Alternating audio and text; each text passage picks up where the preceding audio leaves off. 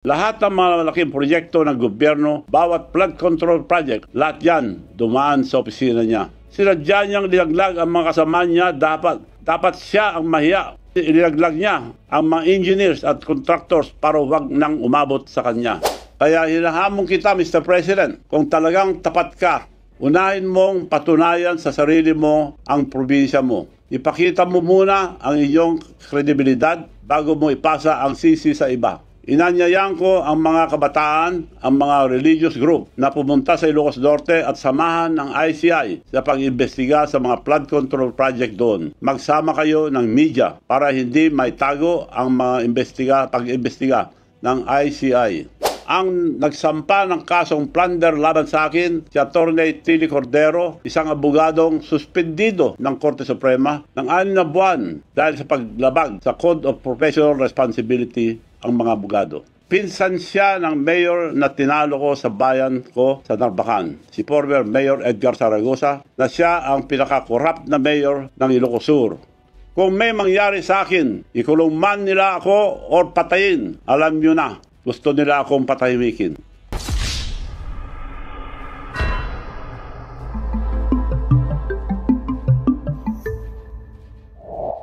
Nagsasalita ako ngayon hindi bilang politiko, kundi bilang isang Pilipino nagmamahal sa ating bansa. Pero sa bigat ng mga nangyayari ngayon, hindi ko na kayang manahimik. Akala ko noon, asenso na talaga ang Pilipinas. Pero ito, binabagsak na naman tayo ng korupsyon. Ang taas na ang mga bilihin ngayon. Tuloy-tuloy pa ang pagbaha. At ang pinakamasama, bilyong-bilyong piso ngayon ang nawawala gawa ng korupsyon ang mga proyekto panggobyerno. Itong flood control scandal ay ang pinakamalaking katiwalian na nasaksihan ko sa buong buhay ko. 8 presidente na ang aking nasaksihan na namuno sa bansang ito. At ngayon lang ako nakakita ng pinakamalaking sabwatan at sistematikong pagnanakaw ng kaban ng bayan. Lalo pang lumala ang pagbaha mula noong umupo ang ating presidente na si Bongbong Marcos Jr.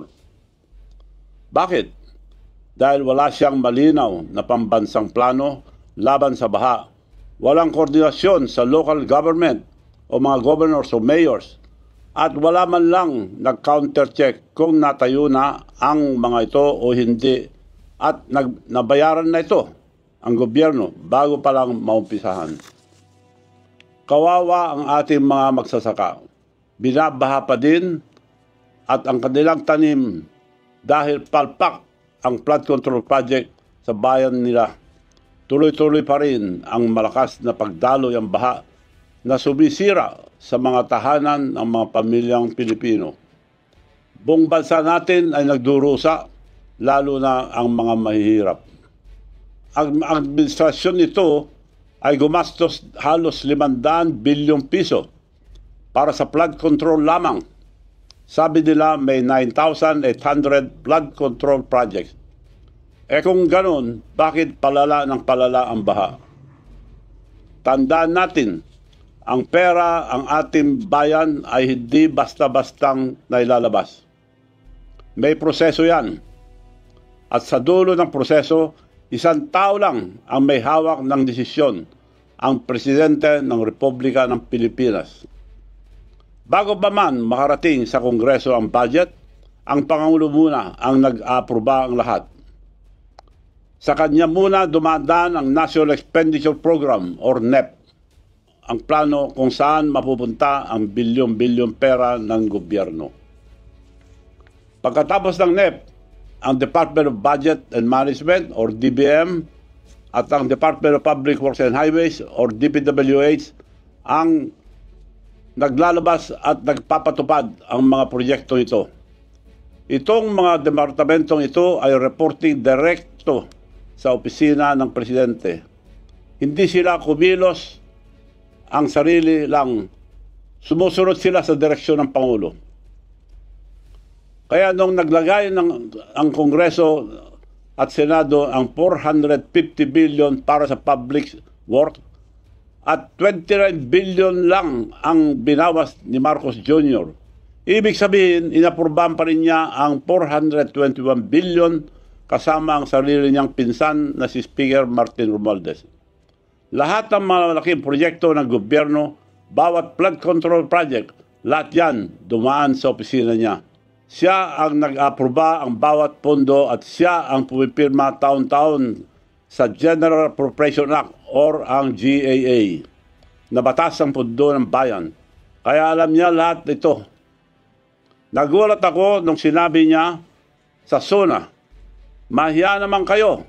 Bakit kayo? Sinadya niyang nilaglag ang mga kasama niya, dapat siya ang mahiya. Nilaglag niya ang mga engineers at contractors para wag nang umabot sa kanya. Sino ba ang may responsibilidad sa bansang ito? Hindi ba kayo, Mr. President? Ikaw ang may hawak ng kapangyarihan at ikaw ang pinakatiwalaan ng sambayanang Pilipino. Pero ngayon, pinasok na ng kakorupsyon halos lahat ng ahensya ng gobyerno sa ilalim ng inyong pamumuno. At dahil sa pagkukulang mo, nilaglag mo lahat ang ginamit mong para mailigtas lang ang sarili mo. Ang tawag dyan ay isang mahinang leader. May tanong ako, bakit hindi imbestigahan ang ICI or ang Independent Commission for Infrastructure ang Ilocos Norte na probinsya mo?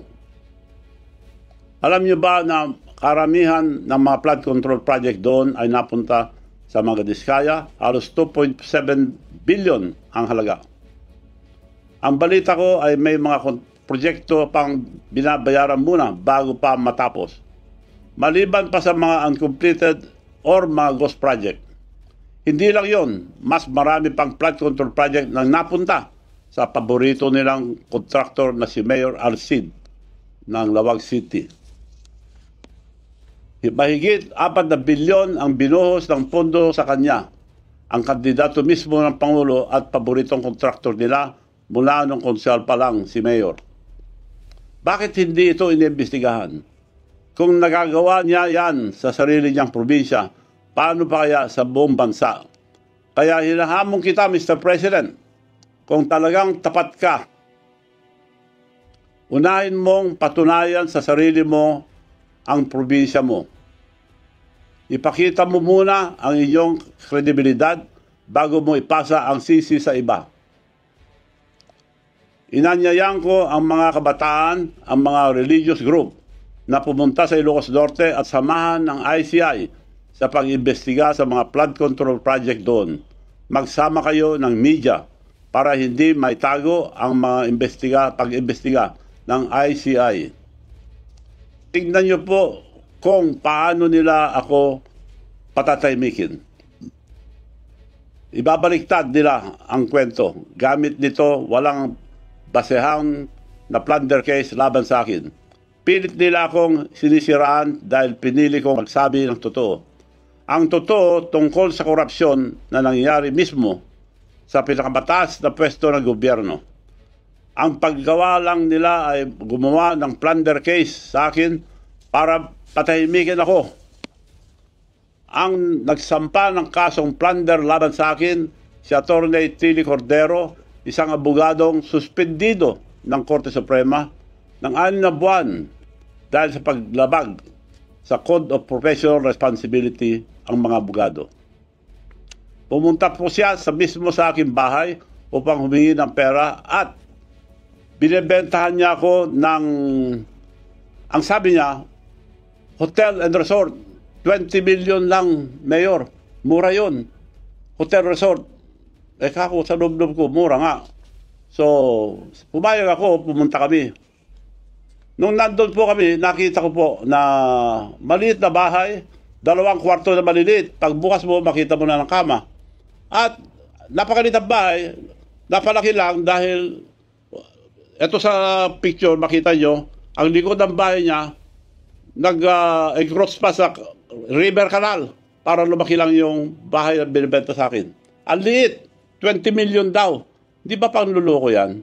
Ganong klase itong babae ito. Pero ngayon, mukhang may nagpupundo na sa kanya na flood control para lang sirain ako.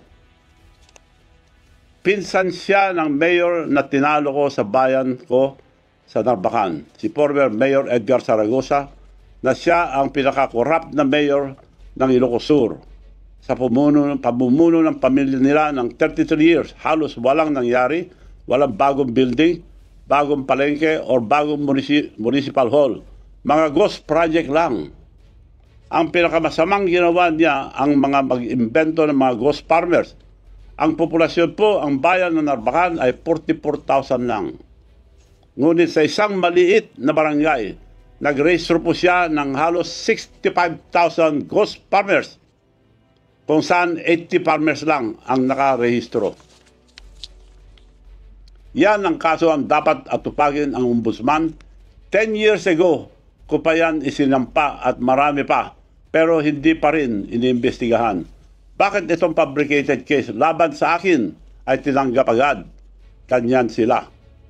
Patahimikin ang mga nagsasabi ng totoo at protektahan ang mga magdanakaw. Kung may mangyari sa akin, ikulong man nila ako or patayin, alam nyo na, gusto nila akong patahimikin. Pero okay lang sa akin, dahil nakapaglingkod na ako sa ating bansa at nasabi ko na ang mga katiwalian ang administrasyong ito. Ulitin ko po, payag akong magpakulong kung totoo ang kasalanan ko, na may kasalanan ako. Ako po ay isang tao na may isang salita. Sana po magising na tayo. Ilang beses ba natin pagbibigyan ang isang pamilya na magnanakaw sa kaban ng bayan natin? Never again. Tigilan na natin itong panluloko nila. Ito ang pagkakataon natin dahil alam na natin sino ang totoong mastermind.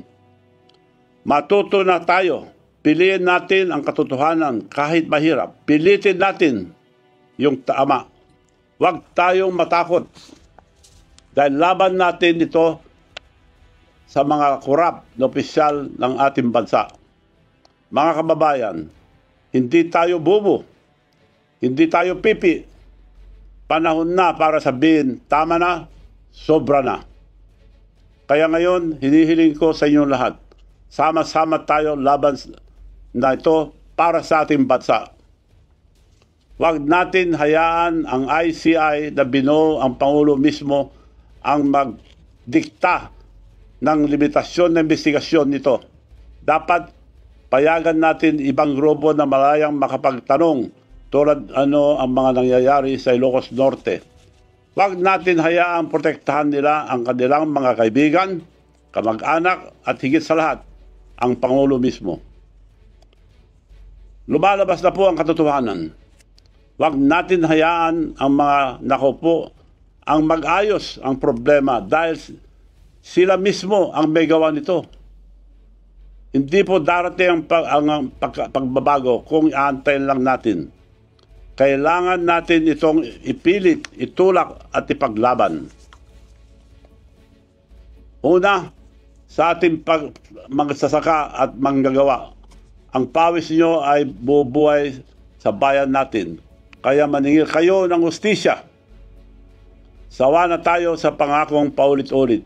Bilyon-bilyon na ang nagastos pero hanggang ngayon, kayo pa rin ang nalulunod sa bukid, sa baha at sa kahirapan. Kalawa, sa kabataan, magkaisa kayo.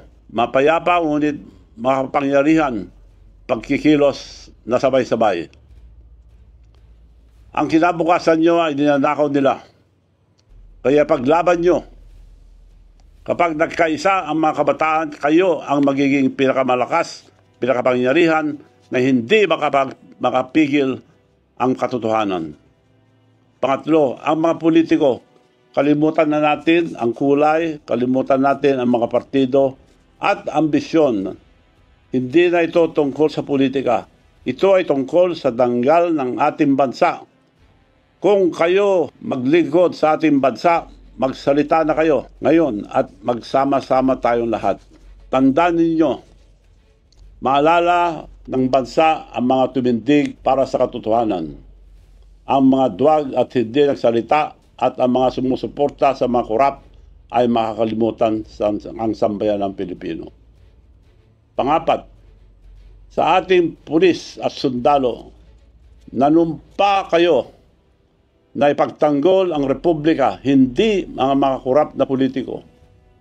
Kapag ang mga tao ay nagprotesta ng mapayapa, ang tungkulin nyo ay protektahan sila, hindi pigilin. Ayon mismo sa ating saligang batas, Section 3, Article 2, civilian authority is at all times supreme over the military. The Armed Forces of the Philippines is the protector of the people and the state. Malinaw, hindi kayo protektor ng Pangulo at kanyang korap na gobyerno.